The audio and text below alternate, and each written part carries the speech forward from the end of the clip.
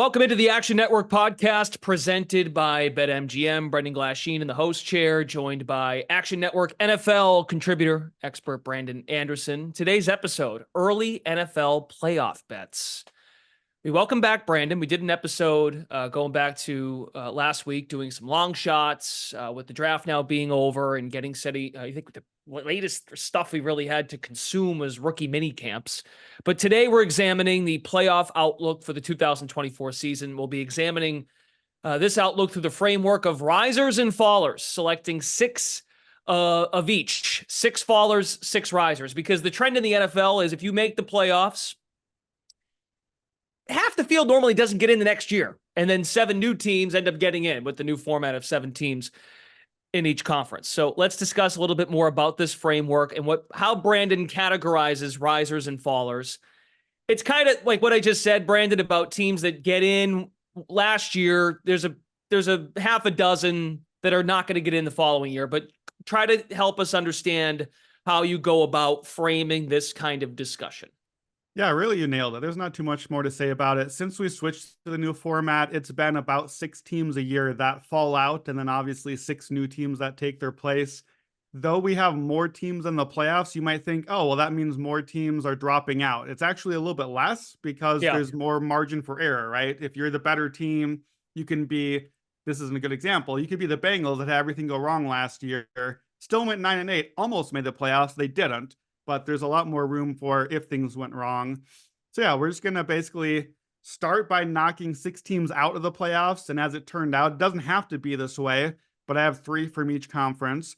And then we will rule 3 teams in. And we're following rules here. I can't just pick any old 6 teams. If I picked 3 NFC teams, I got to have 3 NFC in.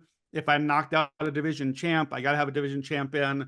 So that's the format. We're just kind of getting a first look at all these teams. We are not locked and loaded here. The schedule just came out. We got 5 months to go before we even get to the games. This is like an early look sort of situation. So yeah, let's get into it. Why don't you give us the field from last year? Because I know I needed to just see what were the teams that I was thinking about. Before I do that, I would just like to also plug, just a couple days ago, Brandon Anderson did a fantastic write-up ranking all 272 NFL regular season games. You can check that out in the Action app, actionnetwork.com, an extensive breakdown. He doesn't give bullet points on every game, but every couple games, he's got a little something there for you to chew on. So that's good stuff. And it kind of dives into some of this, but your first real take, Brandon, as you said, on the playoff hopes for these teams and some of these teams. And I think throughout this episode, you will dive into price points, odds, and how that all kind of sets out where there is value, where there might not be based on the risers and fallers you evaluate. So as you said, last year's playoff teams in the AFC 1 through 7, Ravens, Bills, Chiefs, Texans, Browns, Dolphins, Steelers, NFC 1 through 7, Niners, Cowboys, Lions, Bucks, Eagles, Rams, Packers. So we'll start NFC. We're going to talk fallers first. Your first faller in the NFC. What do you got? Yeah, so let's start with the easy one. It's got to be the Tampa Bay Buccaneers. They're minus 170 to miss the playoffs right now. So we're doing like the shortest odds first. They were only in because of the NFC South, right? You and I, this was the punching bag. We went after the NFC South week after week, game after game. Every time we could bet against them, but somebody had to make it in. The Bucs made it in. They were fine. Dave Canales, the offensive coordinator last year, is gone. He's coaching the rival Panthers now. Are they rivals? I'm not sure. But either way, we saw the career year from Baker Mayfield. Dave Canales got a lot of credit for that. And so with him gone, what version of Baker do we get? We still don't really have a run game in Tampa Bay. They were only 9-8 last year. They were basically sub-average on DVOA, on offense, just barely above average on defense. Now they get a first place schedule, so you get to add Detroit, San Fran, Dallas to the schedule. There's not a lot to love about the team. Look, you brought up the watchable games thing. The Bucs were in my bottom 5 for most watchable. It's hard to be a playoff team and still be this unwatchable. Effectively, they're running it back too. I just feel like, they're fine, right? They're fine, but let's find someone new from the NFC South this year. So that's it. The Bucs are out. Okay, Liam Cohen is the new offensive coordinator in Tampa. And I think he was the guy, he was in Los Angeles with McVay. Yep. And he may have been the guy who was the OC when Baker practiced for like a day and then played Thursday Night Football when he had to suit up in that last minute game a couple years ago for the Rams. So, all right. Bucks make sense as the first one. And again, as Brandon noted, minus 170 in the market to miss the playoffs as of right now. Number 2 in the NFC, your second faller, a team that might not get in the playoffs that made it last year. Yeah, so on a lot of these, I kind of had to make a choice between a couple of teams. And for this spot, it was between, okay, who are those last 2 NFC wildcards that were exciting down the stretch and snuck in? Rams, Packers. And I'm going to go with the Rams here as a team falling out. It's a bet on Aaron Donald, who is going to be watching games from his couch this year. And Aaron Donald not being there for a defense that was like fine, but overachieved last year. Yep. Now you take away one of the greatest defenders in NFL history, period. And you take away Raheem Morris, who led the defense, who maximized those guys. He's gone also. He's got his head coaching job in Atlanta this year. So it's a super young defensive line, especially. They restocked the secondary. Darius Williams from Jacksonville, Tre'Davious White from Buffalo. There's a reason those teams moved on from those guys. Cam Curl, I like at safety. They still have a rookie kicker again this year. This team is always terrible at special teams. Stafford, Cooper Kupp, all those guys on offense, good, but always injured. And they got healthy just enough last year to get over the line, but it's always going to be an issue. Tough division, tough schedule. We'll get into the division more later on here. I like the Rams fine. Just is going to be tough, and I think that they maybe end up something like 7-8 wins, just missing the cut. And, could go a lot worse if the offense has some injury issues. So I'm going to knock the Rams out this year as well. Okay, so there's one division winner in the Bucks. Second wild card team in the NFC, the Rams, as the 6th seed in last year's postseason. How about a third faller? And this one might, I don't know. I mean, this might knock some socks off, but just my opinion, you're getting a pretty good price point, I think, on this. Yeah, so this is one that I'm actually going to be betting, and I'm going to bet against America's team, the Dallas Cowboys, plus 186 to miss the playoffs. I guess I'm betting on them to miss the playoffs. We kind of teased this in the episode last week, Brendan. I just feel like this has Last Dance written all over it to me. This is a team that embarrassed itself for the bajillionth straight year in the playoffs, and then it was so bad that we spent the second half of their exit talking about who Mike McCarthy would get fired for. I had an article up by the end of the game with options of who would get hired to replace Mike McCarthy. Guess who's coaching the Cowboys this year? It's Mike McCarthy. We brought him back. He's still here. We replaced Dan Quinn with Mike Zimmer. Look, Mike Zimmer was on the Vikings a long time. Mike Zimmer is an excellent defensive coach. He's a very different defensive coach. Dallas has had a defense that's been really good, but kind of like fake really good. They're very aggressive. They force a ton of turnovers. They get a lot of sacks, but when they don't get home, they get the game we watch in the playoffs where they're just getting lit up play after play after play in chunks of yardage. And Mike Zimmer is a very different style coach than Dan Quinn. I'm not so sure that will just translate necessarily immediately. And then you get Jerry Jones, Old Man Jones, says all in. We're all in this year. We're running it back. We're all in. And I don't know how he defines all in. Like, this is all in if you are playing poker and you've just been like bleeding out blinds for 2 hours and you're down to like 2 blinds left and you're like, all right, baby, all in. We're going all in now to say, like, no, you're not all in. This is the only thing you have left. There's nothing more to give here. That's how I feel like with this team. The secondary still never got that other corner. Stephon Gilmore is gone now. So Deron Bland, great last year, but they kind of replaced the spot that they thought they had filled. The offensive line loses Tyron Smith. They get a rookie left tackle. Tyron Smith, Hall of Fame dude, when healthy. Rookie left tackle, probably not yet. They didn't sign Dak. They didn't sign CD. They didn't sign Micah Parsons. So they got that hanging over the team. Bill Belichick just hanging out there. That's hanging over the team, like waiting to step in for Mike McCarthy on all the rumors, whatever. Free agency, who do they get? Eric Kendricks, the linebacker, and then they bring back Zeke, who apparently is their lead running back because they got nobody else anymore. They were great last year. Everything went right. They were my team. They were the team that I started in on before the season. And I just feel like I said on like the Rams, I thought maybe they missed by a couple of games. I will look for alternate unders on the Cowboys. I think this goes horribly. I think that they fall apart in embarrassing fashion. They are red flags are us. And I think it's going to go very, very badly in Dallas this year. You pretty much covered it. But the quarterback and the coach not having much stability, just kind of writing out contracts is what I think jumps out the most as it pertains to the Dallas Cowboys. Okay, so those are three fallers in the NFC. You've got a couple more three fallers in the AFC. Again, starting with a team with shorter odds in the Cleveland Browns. Why Cleveland to start here? Yeah, so this is a tough one. I looked at, but so both the Browns and the Steelers made the playoffs. And I'll be totally honest, maybe because I've been on NBA brain for a while, but I sort of forgot that either one of them was in the playoffs. Like we did not have deep runs from these teams, No. Brendan. So, they did not have memorable playoff runs. Yeah, Cleveland did. outside of Pittsburgh, like almost covering at the end of their game against Buffalo, Joe Flacco was fun at the end of the year, but other than that, that was a Texans rampage in the second half. Very forgettable playoff games for those two teams in the AFC North. Yeah. So I was really choosing between one of and maybe both of these teams as possible candidates to fall out. It's a very close choice here. I end up leaning Browns between the two. The Browns are basically running it back with their defense that was incredible a year ago. Under Jim Schwartz, they had everything. Myles Garrett is going to be a big defensive player of the year favorite this year, I'm sure. The offense was terrible, but should get Nick Chubb back at some point. They had Jerry Jeudy.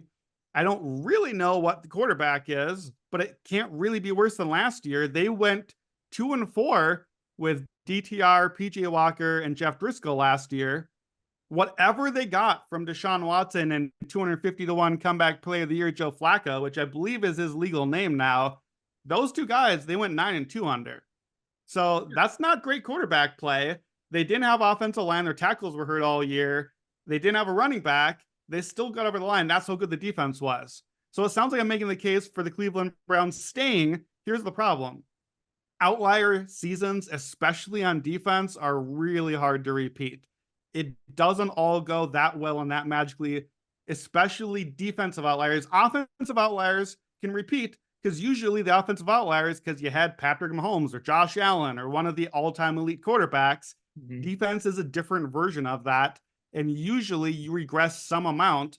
And the Browns were so good defensively to carry what was a truly terrible offense that if they drop from like first or second to 7th or 8th or 10th defensively, that's a huge problem for this team because it's a really big gap for the offense to make up.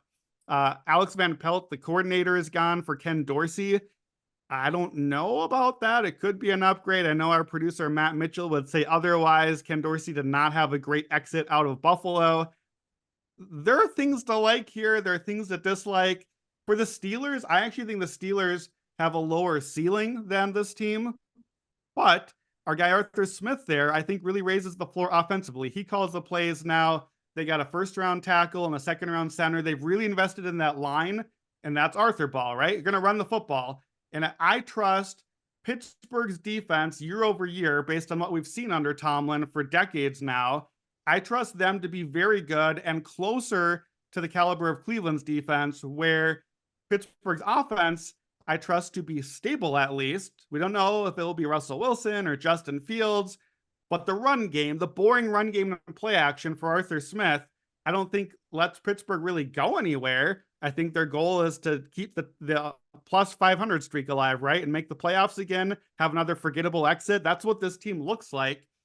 I just feel better about them getting to that than the Browns getting to that again. So I think these teams are both solid. I think they'll be in the mix. Obviously, it's a tough division. The Ravens are going to be good again. We'll talk about the Bengals in their second half here. So that's part of this as well.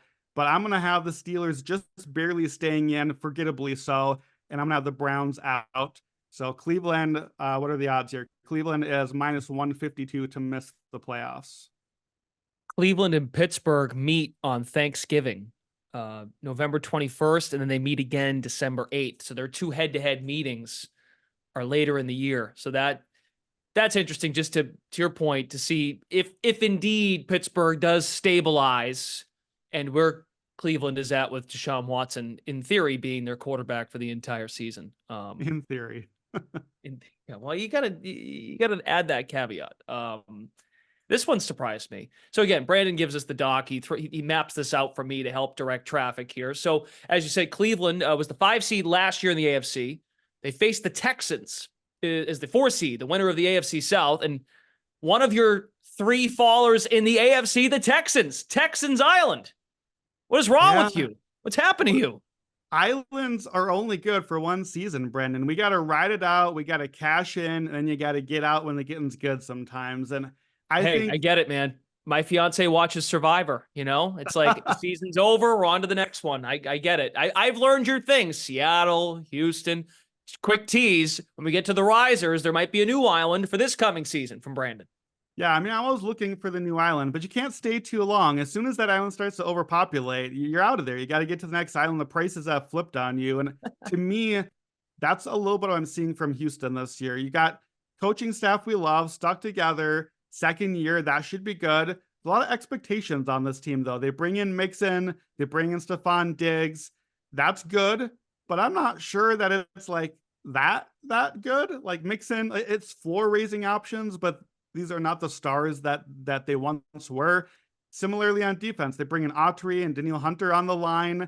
Again, good.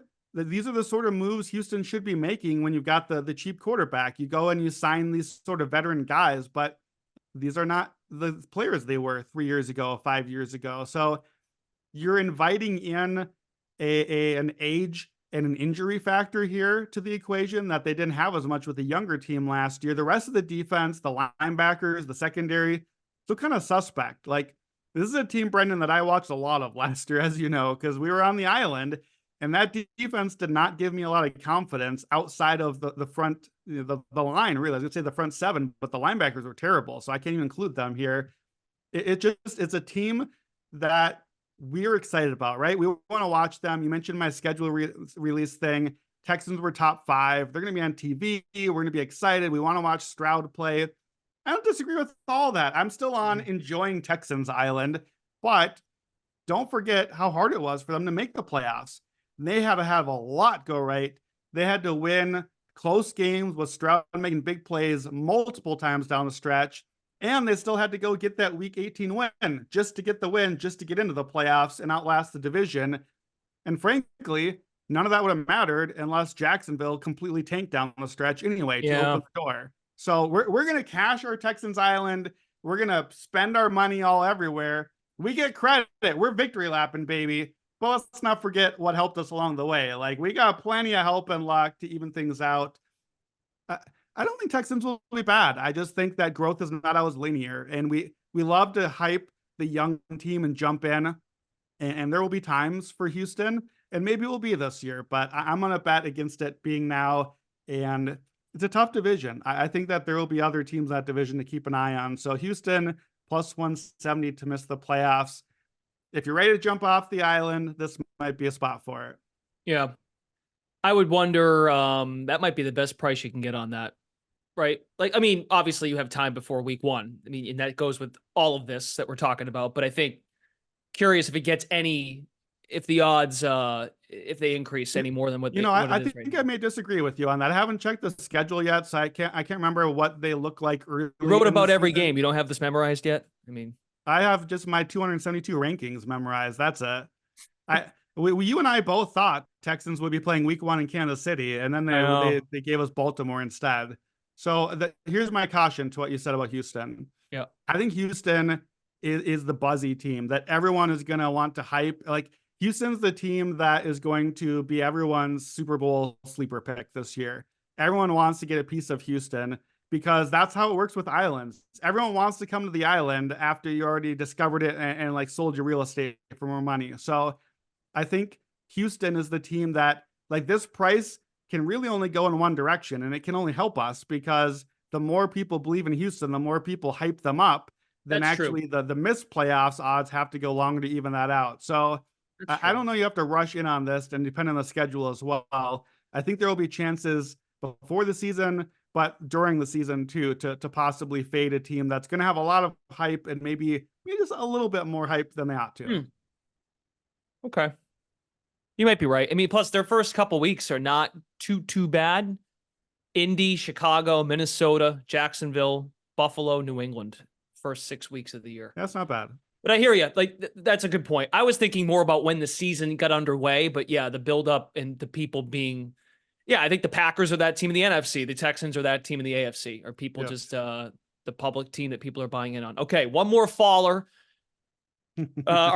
This makes it 6 total. We did 3 in the NFC. Our third faller comes from the third faller in the AFC.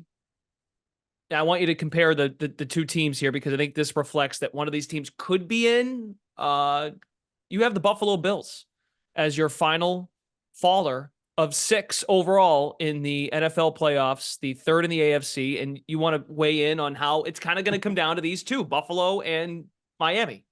Buffalo and Miami, in part because I'm choosing another team in that division that you probably know who it is if you've listened to me a few times already. But Miami is who I thought I was going to be choosing here as the team to fall out. I was really low on Miami heading into the offseason. They really sputtered toward the end of the season. They had a lot of those injuries. The coaching staff had some issues. Vic Fangio is gone now for Anthony Weaver calling defensive plays. I think that maybe end up some more stability. They also had major cap problems. So they lost Christian Wilkins, Raekwon Davis on the line. They lost Van Ginkel pass rushing. They lost Xavier Howard. Those are big names. I was ready to just be like, all right, I think I'm out on Miami. And then I pulled up the profiles for Miami and Buffalo. And really what you have are kind of mirror profiles. You had, by DVOA, top 3 offense, both teams. Miami was second, Buffalo was third. You had a pretty league average defense. Buffalo was a little better, but if you remember, it was a roller coaster ride, right? Buffalo had like an absolute terrible defense for a stretch. They were really good for a stretch. Miami also had that kind of the opposite roller coaster ride. Middle of the season, around when they got healthy, they got really good defensively, and then everybody started getting hurt again. And so they kind of averaged out that way. So then my question is, which version of those do I trust better? And which one do I trust more? And with Buffalo, you've got no Stephon Diggs, no Gabe Davis. So the receivers now are Khalil Shakir, who we talked about last week, Keon Coleman, a rookie, Curtis Samuel, and MVS, who supposedly is the savior now to go get that deep ball and drop it like he does on every other team he's ever been on. The running back, James Cook, is good. The line is fine. Like the line in Buffalo is always just get a bunch of dudes, and hopefully once the injuries start, we'll have more dudes to plug into the other dudes that weren't that great. The entire offense is Josh Allen. It has kind of been like that for a while, but with the receiver room so bad now, it's really Josh Allen. The defense lost both safeties, guys that had been like stalwarts of what the defense was for years. They lost Trey White, who admittedly didn't play much last year. They do get Matt Milano back, Daquan Jones back. They missed a lot of time. But the secondary is still pretty shaky, and that defense was very unstable last year, and just it got old. That's all. So to me, what I see on Buffalo is I don't really love the offense, but Josh Allen. I don't really love the defense, but Sean McDermott. And my instinct was just, well, you got McDermott, you got Josh Allen. You're probably going to win 10 games and make the playoffs. Like, that's how it goes. You have Josh Allen, you have a star quarterback. I'm going to count you as a playoff team. That's usually how it goes in the NFL. Yeah. It's a lot on 2 guys. For Miami, it's not all on one guy. It's on Mike McDaniel's play calling for the offense to be so good and all their speed options and the run game. And like, look, I'm not speculating injuries here. If the Bills lose Josh Allen for 4 games, they're screwed. If Miami loses Tua for 4 games, they just put whoever's next in and have them throw to all the weapons, and like nothing really changes that much for the team. Hopefully, it's a huge difference between them. So it's like it's mitigating the risk basically. Like with Buffalo, it's all on the 2 guys, one of whom might like.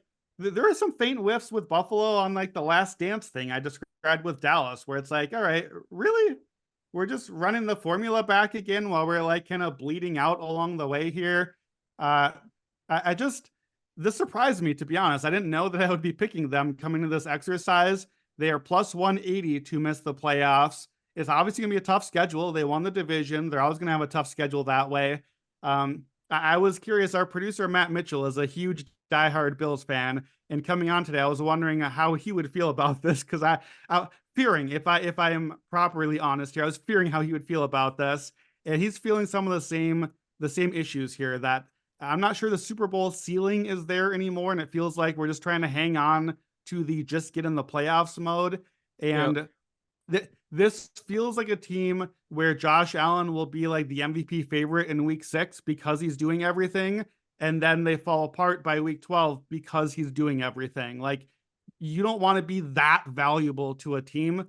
And I'm a little worried that Josh Allen is just way too valuable to this version of the team. So they are my final team falling out of the playoffs. I honestly can't believe it.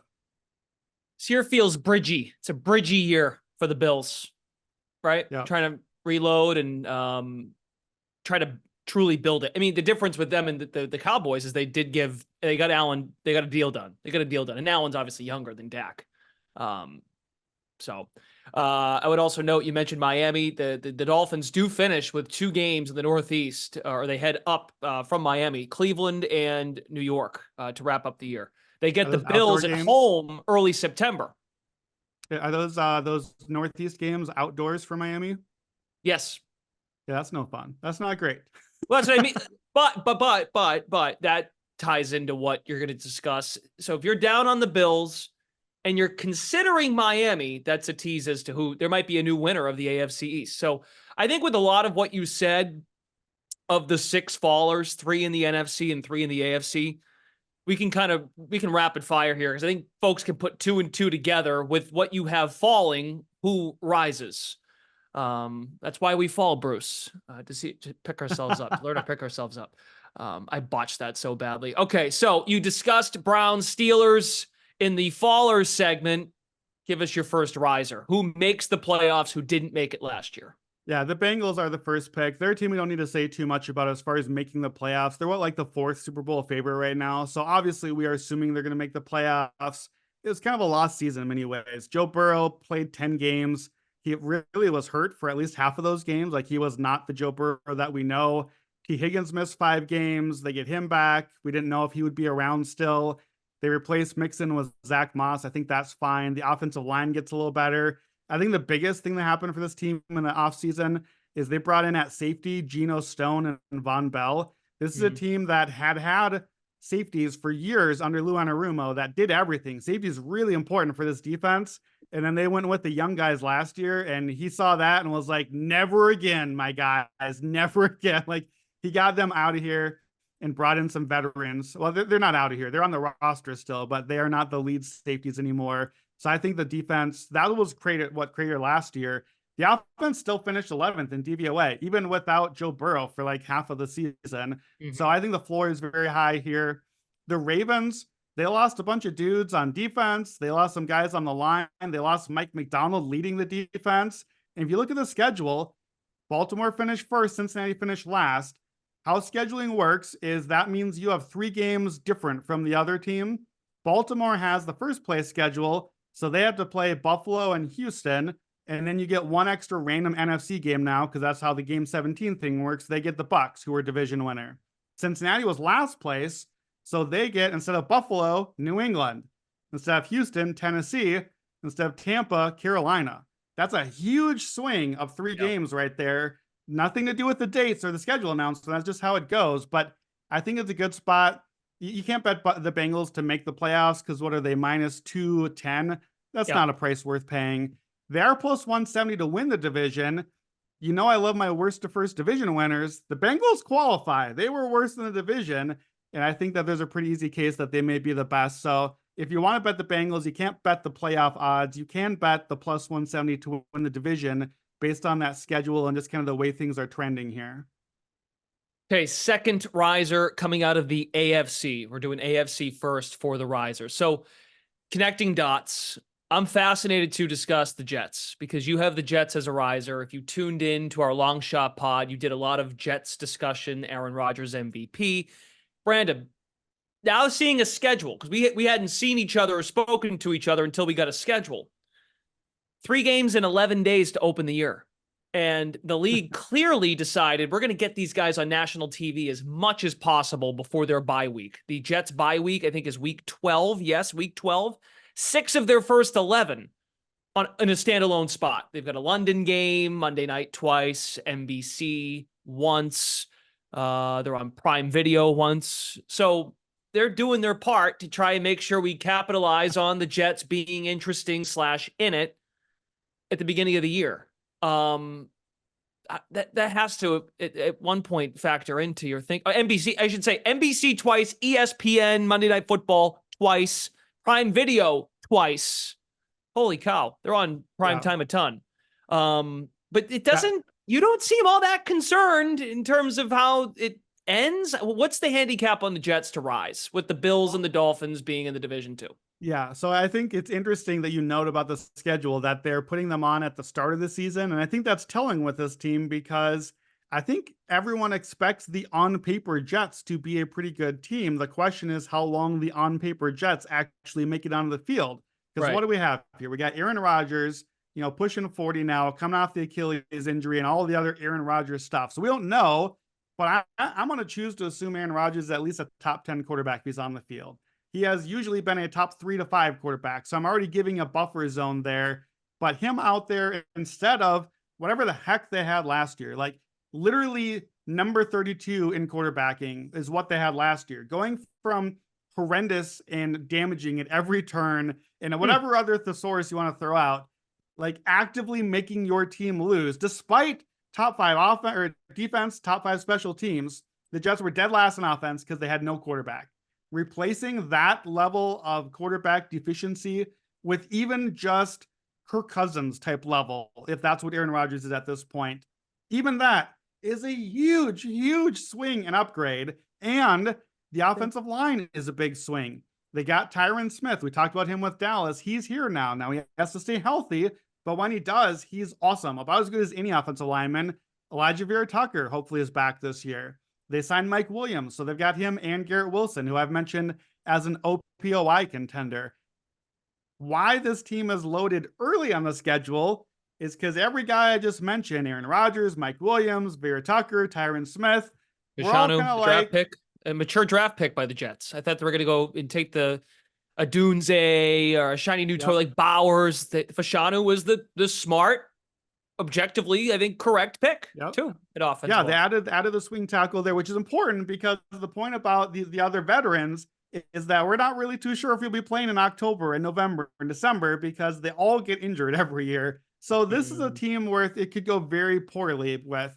I don't know that I really want to bet on the coaching staff necessarily. This is not that, but I do want to bet on the defense. We know the defense is good. They're great. They basically have all the stars back. They added Hassan Reddick and Javon Kinlaw on the defensive line. Like that defense is going to be nasty. It is truly heroic how good the defense was last year with not just no offense, like negative offense. They were putting the defense consistently in terrible positions and still performing that well.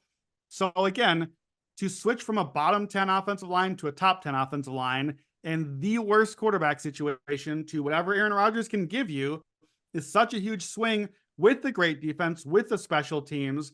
To me, this is a team that you have to remember you're betting on outlier outcomes, not median outcomes. So I like them to win the division.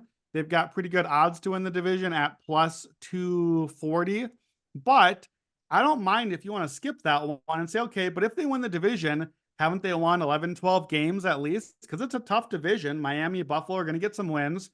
And if they win 12 to 13 games, somewhere in that range, are they the 1 seed now? Or are they the 2 seed? They got a couple of home games in the playoffs. Could they go further?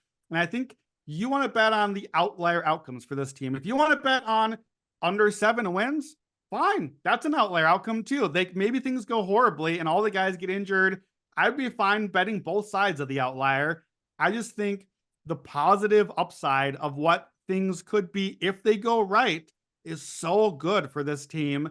I think as good as any other team in the AFC. And I'm going to go ahead and say literally any other team. I'm going to include the Chiefs on that. If things hit for the Jets with this good of a defense and the pieces there on offense, Breece Hall I didn't mention as well. Like everything is there if it's right. And the pricing right now is assuming it's not going to be right, which I think is the right assumption. That's the most likely outcome.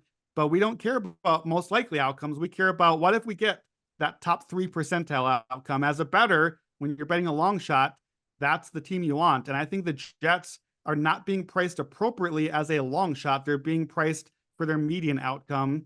and I think we can take advantage of that. So this is a team that I continue to think is being somehow under-discussed, despite that it's New York and Aaron Rodgers. I don't know how we're doing this with that team of all teams. I just think they look really good. You're just being fair. I mean, look, people are sick of talking about him, kind of, because he still finds a way to make headlines without being healthy. But all right, there you go. The Jets. Brandon is presenting, and I think that was a good point you made though about, well, if you're down on them and you want to go the other way with the outlier, take their under 7.5 wins. Play an alternate under if that's the case. The one thing I will just tie it back to wrap our AFC East primer, if you will. Buffalo, and I'm not even being, but they get the Patriots twice, 2 of their last 3 games. And if the Patriots play it right, like they should have last year, they're going to be at the top of the draft again. So that's something to think about. I will say this, though. I noticed that as well, actually. And I would rather play Buffalo 2 of my first 3 games than 2 of my last 3 games because maybe Drake I agree. kind of settled in by then. Maybe they've figured things out a little bit. The coaching staff is brand new. Like, if I'm playing New England 2 games sometime, which Buffalo has to, I'd rather get that early while you get the rookie coach and the rookie quarterback. By the end of the year, why wouldn't New England be one of those point. Like, oh, this is a team you don't want to get in your way as you're marching to the playoffs? Like, they could win one of those games, I think. I see. Oh, okay. I see your point. I guess you could go back and forth on that, right? Because then you could say, well, would they catch Buffalo off guard early? But the Bills, there's a little more sense of urgency, I think, the way that the year ended and you're not as talented, right? Early in the year. I think they're going to try and come out and be very run the ball centric, whether it be with Allen or the rest of their backfield. All right, let's zip through the rest of these. We've got a couple more risers. We've got the Jaguars next. The Jaguars are your next riser, and that connects back to Texans being out as one of your fallers. Yeah, I'll be honest. This of my risers, really of all the teams we're talking about, this is the one I feel least confident about. So I would not run to bet this necessarily. I needed an AFC South team because the Texans were out and I needed somebody. I honestly thought it'd be the Colts. I really like Shane Steichen and what he did with the team last year. I like the idea of Anthony Richardson. If he would play more than like 2 games and complete them, that'd be real nice. I don't love the Colts roster. It seems very like high floor, low ceiling. That's sort of what Indianapolis does. Jacksonville started 8-3 last year. They lost 5 of their last 6, but they were a team that I was betting against last year. That was my cap on Texans Island was heavily influenced by fading the Jaguars. They had a really brutal schedule. They have a similar thing this year where they play weeks 6 and 7. They have back-to-back London games. They don't have a bye week till week 12. So there's this weird, like, long overseas thing, and then still a month of games before they get a little stretch to catch their legs again. But Jacksonville's just a team that I think it's buying into the post hype a little bit. I don't know why they should be priced any differently than the Colts or than the Texans. You still have Doug Peterson. You still have Trevor Lawrence. I think that's the best coach quarterback combo in the division still, based on the amount of what we've seen. The defense was really good last year. Tyson Campbell, Andre Sisco, those are rising stars in the secondary. Josh Allen had a big season for them. I like the receivers they added. Brian Thomas, I think, will be really good. Christian Kirk missed some games last year. He's really important for them. Another thing, too, they started the year last year with Press Taylor calling plays, and it went horribly. It was so bad for them. That's done. So I can trust that not to be in the way again this year, I hope. I like Jacksonville enough. I didn't really think I would. I thought they'd be my 3rd team here, even 4th, just because I faded them so hard last year. But sometimes you got to fade the hype, like we are with Houston right now. Maybe I'm back in on Houston next year. Maybe they fall a little bit, miss the playoffs, and you come back to the island and there's a little bit more space there the year after. I think that's kind of the spot with Jacksonville. Though I will say this. I peeked the schedule. Weeks 1 through 4 for Jacksonville. At Miami, Cleveland, at Buffalo, at Houston.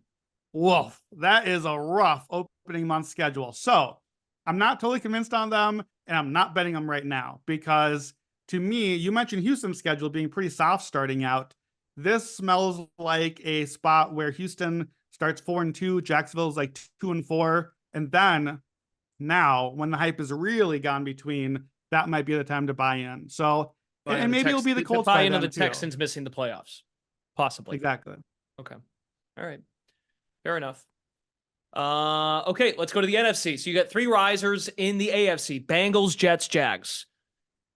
Risers in the NFC: Saints, which that reflects back to our first team that we discussed, the Tampa Bay Buccaneers. But you're kind of toying right now with a riser in, is it going to be the Saints to come out of the NFC South, or possibly Michael Penix and the Atlanta Falcons? Possibly Michael Penix, Kirk Cousins, whoever it is. Be great for our 80-1 bet from last week. Be sure to listen to that episode on long shots if you didn't. To me, the Falcons are what the Saints were a year ago. They're the team where everybody's like, well, the division sucks. Nobody's good. I guess it's Atlanta. Atlanta has like the sixth best odds to make the playoffs right now, which is absurd to me. We don't know what Kirk Cousins is even going to be on this team. We've never seen him with this roster. We don't know how he's going to come back from his injury much later in the year than Rodgers was, and a less mobile quarterback to start with. And the Falcons weren't good last year. The defense is not that good. The offense has a couple of weapons, but we're kind of still trying to figure out what they can do. It should be better without Arthur Smith around to muck things up. But Atlanta is minus 320 to make the playoffs. That is a crazy number to me. And look, the response is going to be, well, yeah, but they got the number one strength of schedule this year. They got the easiest schedule. Guess who had the best schedule last year? The Saints. The Saints had the best schedule. They had the easy schedule in the bad division. They signed a brand new mid quarterback in Derek Carr. And everyone was like, well, the roster is already pretty good. Easy schedule. They got the mid quarterback, easy division winner. Yeah. Wasn't the case. So I'm going fading the hype again here. I'm going to fade the Falcons plus 250 to miss. I think is a crazy number. And I think, why not the Saints?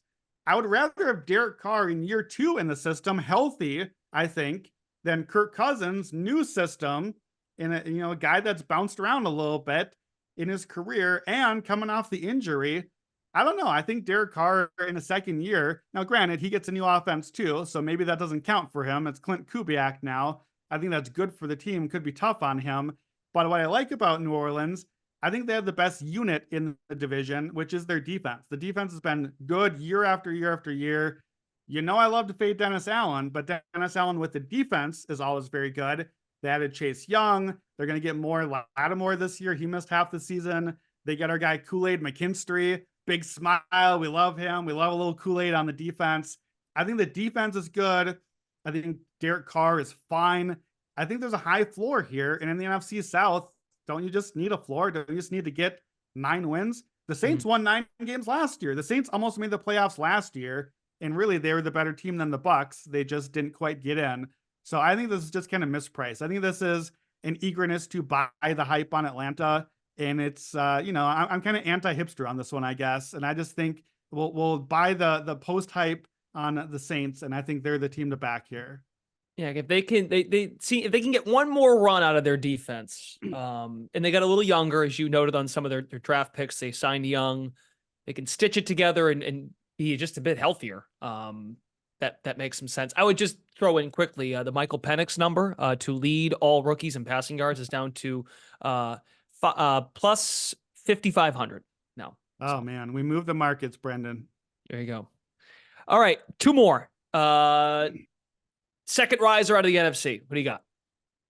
Yeah, this one surprised me. I wasn't really even thinking a lot about this team beforehand, but I kind of like the Seattle Seahawks this year. And we mentioned with the Ravens earlier, losing Mike McDonald. Well, Seattle gains Mike McDonald. And I think that their defense that has not really been that good, and they need to add some pieces still, but they got a little younger, they got more athletic, and having Mike McDonald to weaponize the guys he has on defense, I think it's going to be huge for that team. They're bottom 5 in DVOA last season. And what Mike McDonald can do to change that and improve them, especially Devin Witherspoon, the sophomore corner for them, I think he is so much more than a corner. I think the way that we watched, I'm blanking on his name, who's the safety? Kyle Hamilton. The way that Kyle Hamilton has been absolutely unleashed for Baltimore as a safety, nickel, pass rush, everything. That's what I think Devin Witherspoon is going to be. I'll even tell you this. I think Devin Witherspoon will be a top 3 defensive player of the year odds at some point this season. He's going to have a stretch where everyone's like, hey, you know who's really good right now? That guy, Devin Witherspoon from Illinois, playing in Seattle. Like, he's doing everything for them. So I'm excited for the defense, and I'm excited for the offense. Shane Waldron, good offensive coordinator. He's gone now, Who do we got? Brian Grubb, who just, we talked about Michael Penix. They didn't get Michael Penix in Seattle. They thought they might, but they got his play caller, who I think is probably the better asset. And I think bringing Brian Grubb in to stretch the field and attack downfield with DK Metcalf, with Tyler Lockett, with Jackson Smith and Jigba, who was injured last year and kind of was a lost rookie season. Those are good weapons. Geno Smith is a good quarterback. Like we're here. Geno is a quality NFL top 12, 15-ish range quarterback. And with a good coordinator, look what he just did to Michael Penix. If you can do that with Michael Penix, how about Geno Smith, who's already a good NFL quarterback? I hate to say it, but I just feel like the offense should be pretty good. They already were good. They were 12th in DVOA. And I think we get some deep plays. We get some defensive improvement. This is a team that I hadn't thought much about. And now I'm kind of like, you know what? Mike Macdonald, coach of the year. I could kind of see that a little bit. It's a tough division. We've got one more team in this division to talk about still here. But I think Seattle is a team that could surprise and is just sort of off the radar right now. I haven't heard much about them. New staff. Pete Carroll's still in the building, getting kicked upstairs. We'll see what they do with quarterback. And he thought that they would end up being a team that takes Penix or a Bo Nix down at the end of the draft, end of the first round, maybe second round early, but not the case as we found out. Okay, potentially. I'm not going to put this on you like as a firm thing because I think it's still in the crock pot. It's still it's heating up though. Your new island team potentially is another team from the NFC West, the Arizona Cardinals. That is how we'll wrap this up. Your sixth and final riser, your third in the NFC, the Arizona Cardinals. I need a long shot on here. I need to get spicy a little bit, but I won't lie. This is definitely still in the slow cooker. Like we're still in the early phase here. I'm adding a few spices here and there. Is bubbling. I'm not really too sure. So in the NFC, the presumed risers that we didn't go with here, we mentioned the Falcons. They would be the obvious pick to go in here. They're basically the Bengals of the NFC as far as how they're being priced, which again is why I think the price is absurd on them. The Chicago Bears are minus odds to make the playoffs.